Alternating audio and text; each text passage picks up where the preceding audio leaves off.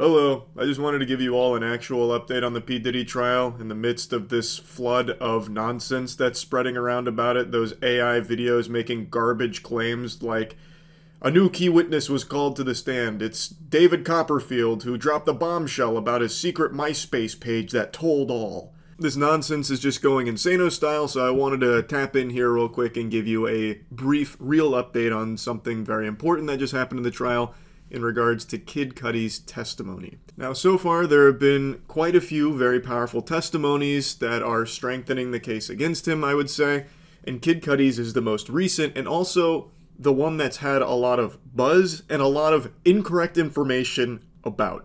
Now, for those that aren't familiar with the lore here, the reason Kid Cudi would be called here is because he and Cassie had a relationship. And according to Cassie, in her civil suits, when P. Diddy found out about it, he was enraged and took action against Kid Cudi. Also, there are tons and tons of claims that have multiple supporting witnesses about the physical abuse that he inflicted upon Cassie. But in regards to Kid Cudi on the stand, it was focused on what P. Diddy allegedly did to him in retaliation, finding out that he had a relationship with Cassie. So Kid Cudi went up there and started to corroborate pretty much everything. So one thing that he recalls is that he had received a phone call from Sean Combs' former assistant, Capricorn Clark.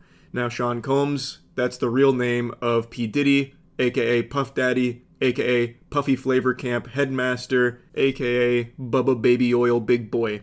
And this phone call that he received from Capricorn Clark was letting him know P. Diddy was inside of his house, and then Kid Cudi started driving home, called P. Diddy, and said that he sounded calm and responded that he was waiting for him to arrive so they could speak. Kid Cudi also said that Clark sounded very scared, sounded like she was on the verge of tears. Kid Cudi said ultimately no one was inside, but his dog was locked in a bathroom, whereas he normally lets his dog roam around the house freely, and some of the gifts he received from Chanel had also been opened. That's why you're seeing headlines like this pop up, by the way, about P. Diddy breaking into his home and unwrapping his fucking Christmas presents. It's referring to those Chanel gifts. Anyway, apparently after unboxing those gifts, the Grinch was no longer there, but Kid Cudi told the court that he had planned on confronting and fighting P. Diddy for this, but eventually decided against it because he didn't know how serious it would be, didn't know who P. Diddy was with, so he ultimately called the police and made a report instead. He then also made a mention that his dog's behavior, he claims, changed and became more jittery and on edge all the time. I found this little tidbit kind of interesting, where that statement about the dog is something that was actually kind of contentious here for the defense attorneys, saying that they didn't want Kid Cudi to testify about his dog being traumatized by the experience because he did not want dog lovers on the jury to be swayed. So the judge said Kid Cudi could only talk about the immediate impact on his dog, not any long-term consequences.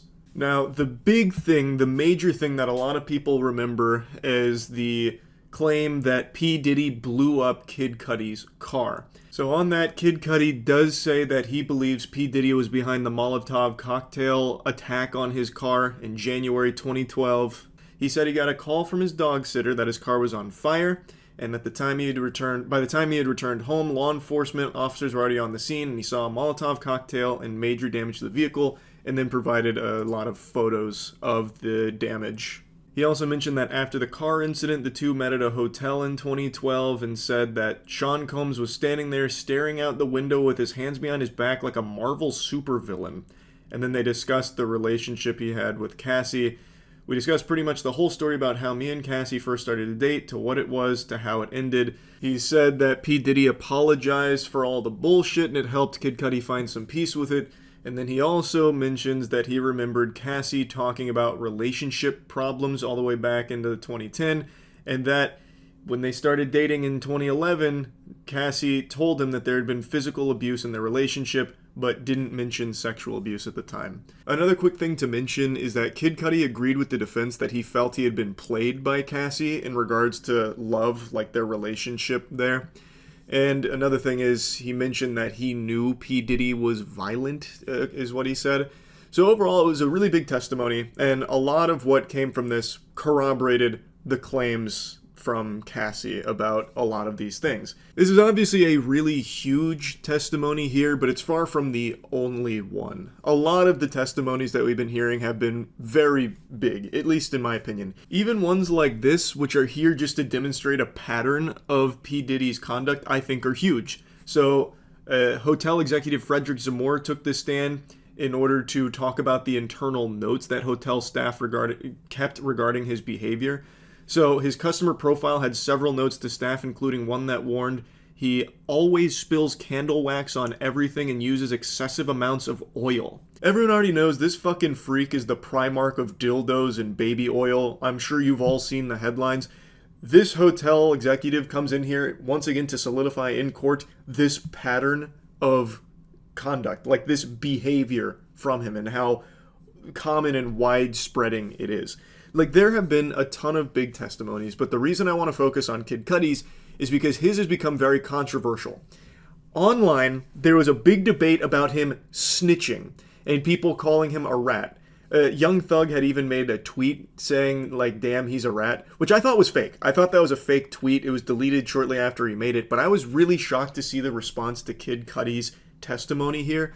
First of all, he was subpoenaed. Second of all, he's a fucking civilian.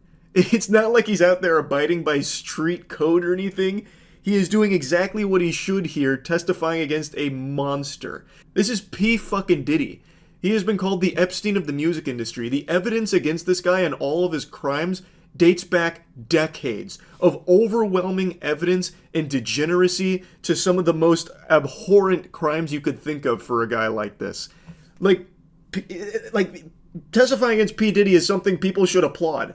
I'm very surprised so many people had an issue with Kid Cudi coming out here and spilling the beans on Puff Daddy. It's just crazy to me.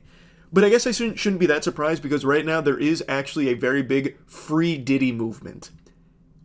I shit you not. It is as pathetic as it sounds. There's a lot of people that, some of them have been paid. It has been proven that P. Diddy's associates have paid people to try and shill to, like, support his innocence. But there are some people that are so brain rotted and poisoned mentally that they'll get mad at the people that are bringing this evidence forward. Evidence which, by the way, you yourself can look at. There is video footage that P. Diddy himself has also acknowledged. There is so much documented evidence for his crimes for years that you can easily get access to if you want. And it's just crazy to me that anyone's having a big hoopla and making a big stink about people coming forward, corroborating that and talking about it here. Like, I think that's extremely important. I don't know why anyone would be trying to, like, vilify people that are doing their best to hold an absolute fucking villain, like an evil piece of shit like P. Diddy, finally hold them accountable to face justice. Now, of course, he is still going through the justice system. He is still going through the legal process, so he hasn't been found guilty or anything yet. But for people to come forward and just say things like, Free Diddy, he's done absolutely nothing wrong, Kid Cudi's a piece of shit for snitching, like, that is so unhinged. That lunacy is diabolical, really. So anyway, I wanted to give you like a little update to the P. Diddy trial and where it's at. There has been so much going on with it, but the Kid Cudi one I think is probably the biggest so far. Anyway, that's really about it. So yeah.